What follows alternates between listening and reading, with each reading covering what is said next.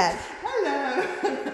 So other than items that we blue taped, we've got a couple items on the list here. The hot water heater still needs to be started up.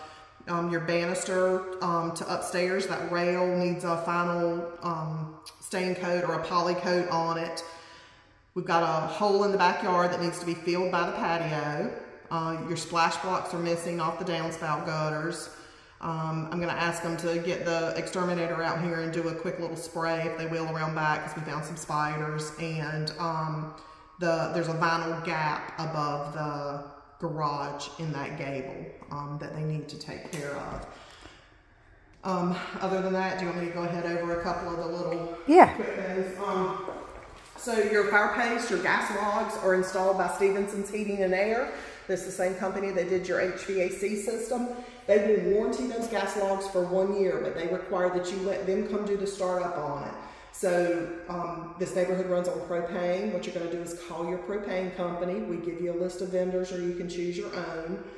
Have the propane company bring the tank out here. They will offer to come in and start up your gas logs. You tell them no thank you, because if anybody starts them up other than Stevenson's, it voids your warranty.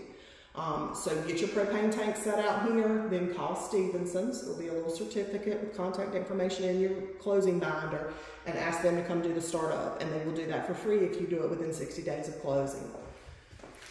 We wire for your gas logs, so you'll have one switch that will ignite the gas logs once the pilot light is on and the startup's been done. The other switch is for a blower if you choose to do that upgrade. That's not something we install, but some buyers like to do that upgrade. Other than that, I always like to mention both of your secondary bedrooms are pre-wired for a ceiling fan. We don't install a ceiling fan, but the wiring is there if you choose to do that upgrade. Let's show them the drain line. Oh yeah, for the washing machine? Yeah, for the washer dryer. So building code no longer allows us to punch this out. That is the drain line for your washing machine hose. If you buy new appliances, the appliance companies know to do it, but if you're bringing your own from another house, there's YouTube videos on it. You just take a hammer or a screwdriver and you can punch that disc out that's in there. You want to go over their binder, their warranty stuff? Yeah, let's go over the warranty binder. I don't know how long your video is. Oh, I can make it as long as I want. Okay. There's no limit. So this is your binder from the book. It's got all your information in there. We provide you with a list of all the vendors that worked on the house, so you're going to know who the plumber, who the electrician, all of that is. I say if you have an emergent issue in that first year, we want you to reach out directly to those vendors, because what we offer, here's your warranty information. So in North Carolina, builders are required to do a 1-year workmanship warranty on all new construction. We go above and beyond that 1 year by doing this 210 warranty plan. So what you're going to get is 1 year on workmanship. I say examples of workmanship might be, you'll notice that the grout lines might get cracks in them. You may notice nail pops in the ceiling. It's really more cosmetic stuff. This is a fantastic website. This page is directly off the company's website. If you go in there and you click on these rooms, it'll kind of expand the rooms, and it'll go through and give you examples of things that are warrantable items that they will cover during that 1 year workmanship.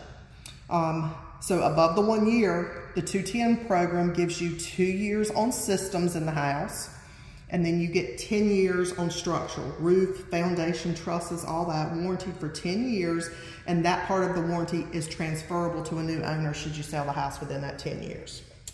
Okay? Okay. So for any items, issues in the house, you're going to reach out to the warranty company. But if it's an emergent issue, I say you wake up one morning and a pipe is busted and it's flooded, or your heat isn't working one winter morning, we want you to reach out directly to these vendors, because the vendors are on call for the builder. Other than emergent issues, here's your welcome letter. It explains it. You've got the builder number, or you're going to go through that 210 frontline warranty program. We give you a list of vendors. If you haven't done so already, call and get your utilities set up for day of closing or day after closing. Brightspeed provides fiber internet out here, so this is contact information for them. The neighborhood contracts with Edward Sanitation to offer you a great deal on trash service. You're not required to use them, but if you like to use them, they do offer a good deal on that. Really important you register your appliances. Your microwave, your stove, and also your HVAC system is considered an appliance. They make it really easy, give you a QR code to scan and get that registered.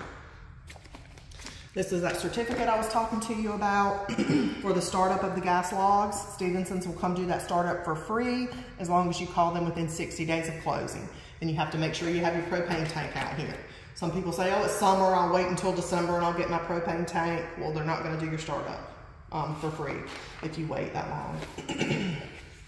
This is information about your fireplace, care and maintenance operation. This is a letter from the HVAC company.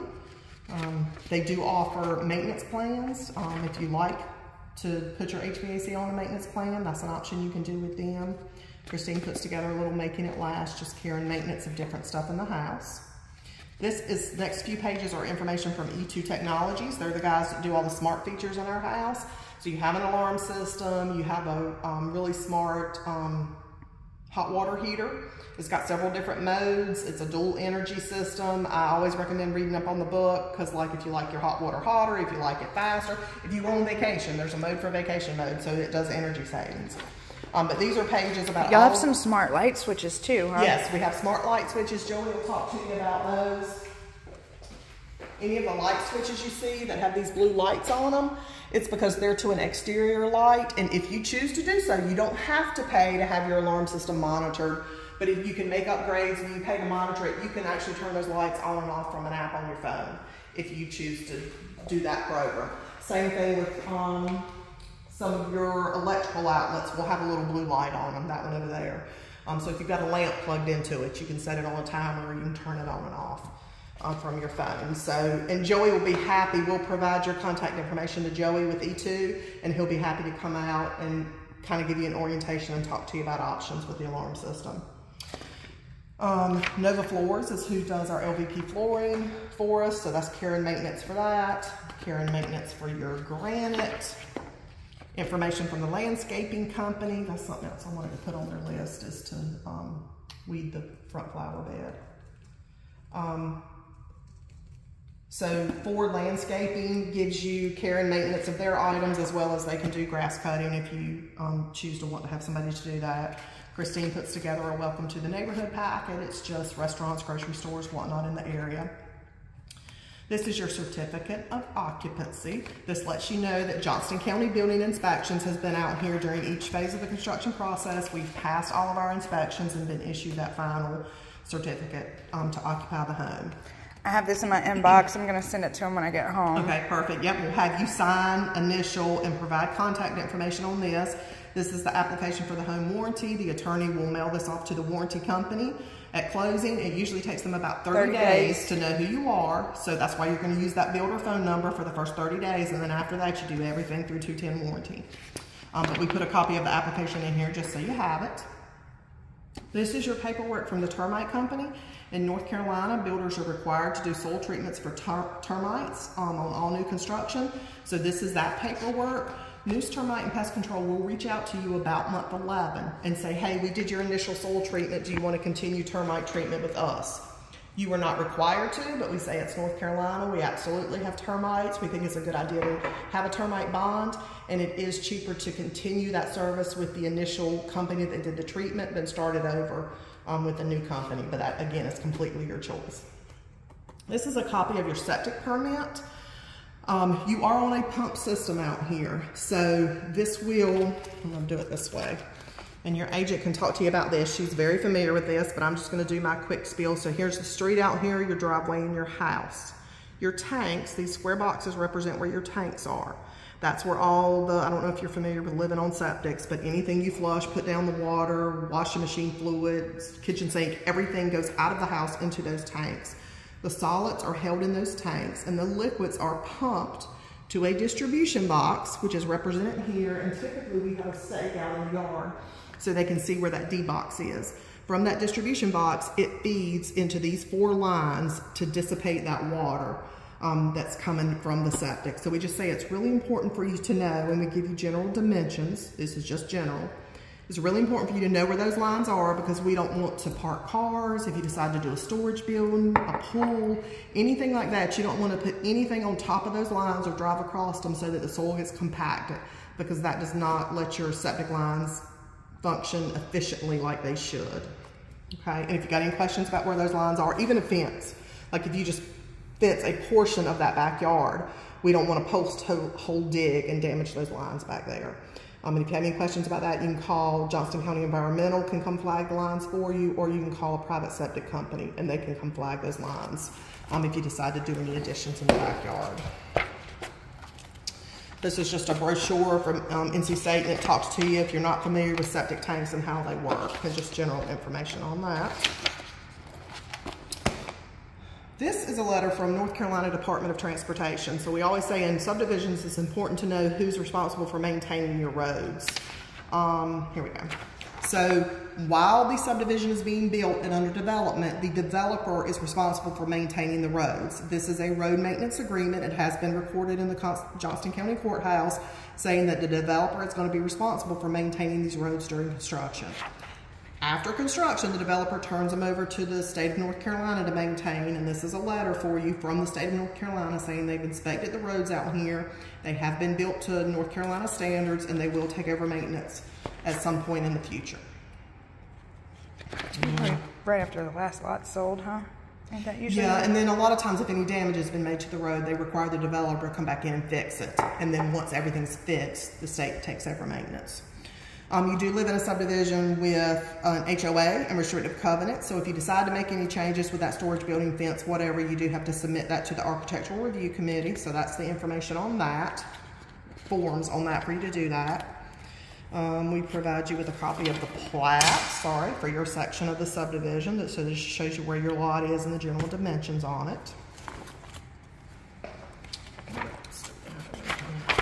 Yep. Copy of your restrictive covenant, so if you're curious about the chickens, the fences, the storage buildings, what you can, what you can't do, that's in your restrictive covenants here. And this is that vendor list again. I say we put one in the 3-ring binder because you have it. We give you another loose one because if you have an emergency in the middle of the night, you're not going to know where this binder is. So I usually say tape this to your pantry door or a kitchen cabinet door or something. Yeah, or the panel box. Yep, yeah. Panel box is a great place too, so you get easy access to it. And then we provide you with a ton of brochures and maintenance information from the warranty company about maintaining the house. Okay. That was a lot. You call us if you have any questions about any of it. Ron and Christine are fantastic to work with, and they'll be happy to answer any questions. And I think we're going to have your agent sign this for you. It's just an acknowledgement that you got this book. We reviewed these items in there, and you'll sign and date that. Yeah, I will sign and date that. What's today? The 17th. 8/17, yeah. Okay, and then I'm just going to walk around. I do have to say this builder did excellent. Like, your blue tape was very minimal compared to a lot of blue tape walkthroughs that I've been through. Like, they really were on these painters. Most of it's stuff, like, you know, there's a drip of white paint there, which you probably can't see. There's strips of white paint on the floor, which probably can be cleaned up, but I'm just going to take them anyway. So, like, this drawer doesn't open smoothly, so we got some blue tape on there. And it's mostly cosmetic stuff. But we went around the house and blue taped everything. She went over the additional items that need to be taken care of. Your stove is not in yet, your range. It will be here before closing. And then also that line has not been buried for the fiber optic internet. The builder does not do that. The Brightspeed people are going to have to come and do that. Also, there is one number from your address missing on the outside of the house. We taped that up. But, I mean, overall, this is probably one of the best blue tapes I've been through. So let me know if you guys have any questions. Your binder is going to be left here, and then we will work out details for getting you keys after closing. Since we're a mail away and you're not coming until a day after closing, we'll get that figured out. Oh, I wanted to show you they finished your screen porch too.